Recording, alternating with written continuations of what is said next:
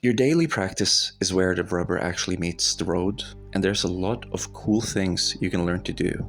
But it is the practice that makes it possible, and it's the practice that you do every day, no matter if it's Sunday or Saturday. So one thing you can do is that you can get yourself a poster of a yogini, maybe a Vajra Yogini decoration. All the monastic men should have this in their room, especially, younger virile ones, with a poster of the Buddha saying, "Don't masturbate." If you're considering buying a yoga mat or other equipment, at least consider doing it after you actually have a routine. Even if that routine is just 1 minute, if it's every day, that routine is going to stay.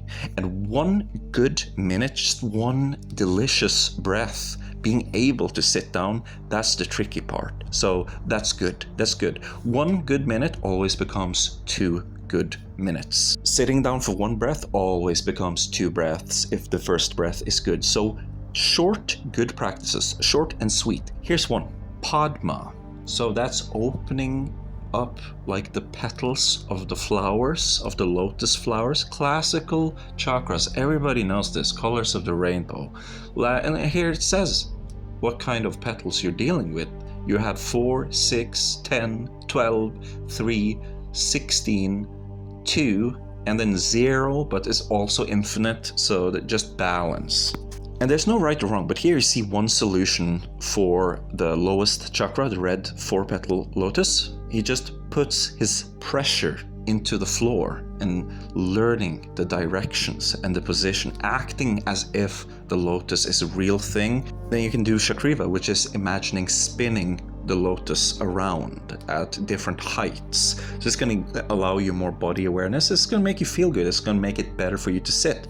Because if you want to meditate on the Shushumna, that's of course the balance, right? You're meditating on balance. So having been through these other areas kind of allows you to calibrate. So try to spin the Muldar flower by rubbing your butt into the floor, doing a little belly dance to get that Swadhisthana going, and then even further up for the, it's easy. It's really intuitive. You can do this, right? Then if you want to, you can do Hatha. Just pick like 8 really simple positions and do them every day. And you don't have to stay that long. It's the beginning. All you know is the Biju seeding mantra. Just say that. Be like, in Malasana, you're like Lam, and then you're done. Then you just move on to the next position, right?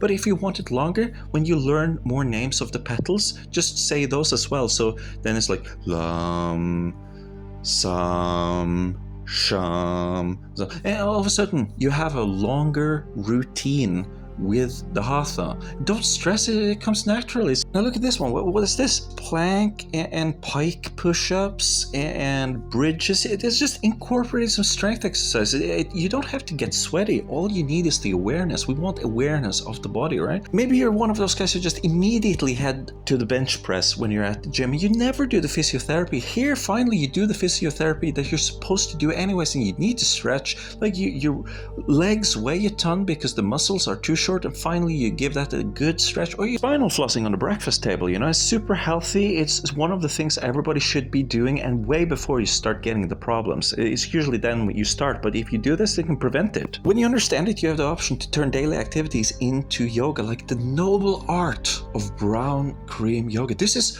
directly approaching that rainbow body awareness with the colors. Yeah. You're gonna sit for 3 hours, or you can sit for 3 hours, do yoga. Lock the doors and naked on the floor, do yoga. Maybe you can incorporate some other hobby that you already have. Like if you have that martial art practice, that kendo, you can go in there and do the kendo thing. And then maybe you do that blindfolded and start seeing stuff, And of course, end it all off. Just people say it's so difficult with mindfulness. Just play dead. Playing dead is like primal. Even the animals can do it. So you can be super good at this super fast. And another one, if you want to remain seated, is a Zen meditation practice called ball gracing.